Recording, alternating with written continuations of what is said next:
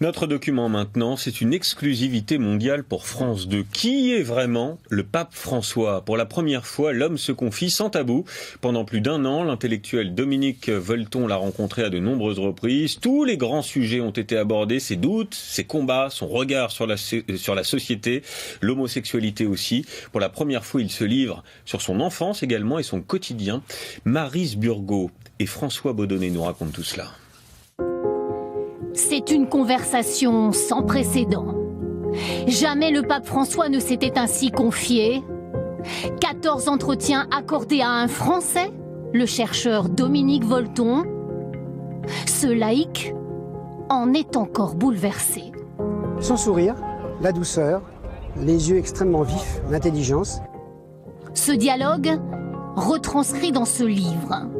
Le pape François y explique pour la première fois avoir suivi une psychanalyse à l'âge de 42 ans. Cela m'a beaucoup aidé à un moment de ma vie où j'ai eu besoin de consulter pour éclaircir les choses. Il raconte aussi son enfance, le courage de sa mère élevant 5 enfants en Argentine, celui de ses 2 grands-mères.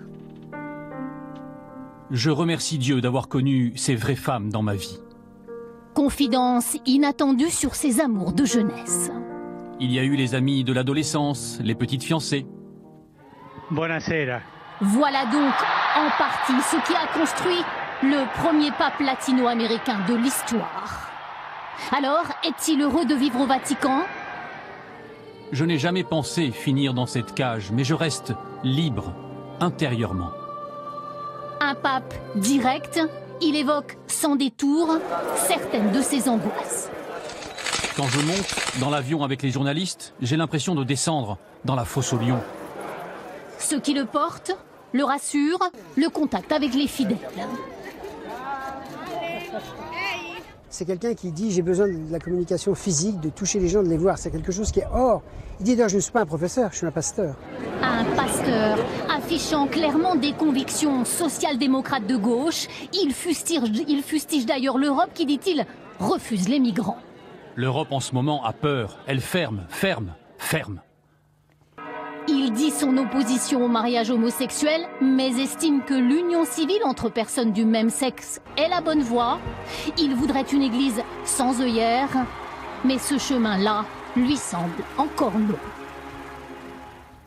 Voilà pour ces quelques extraits. Le livre est à retrouver dans vos librairies le 6 septembre prochain. C'est aux éditions de l'Observatoire Pape François, rencontre avec Dominique Volton, politique et société. C'est le titre de l'ouvrage.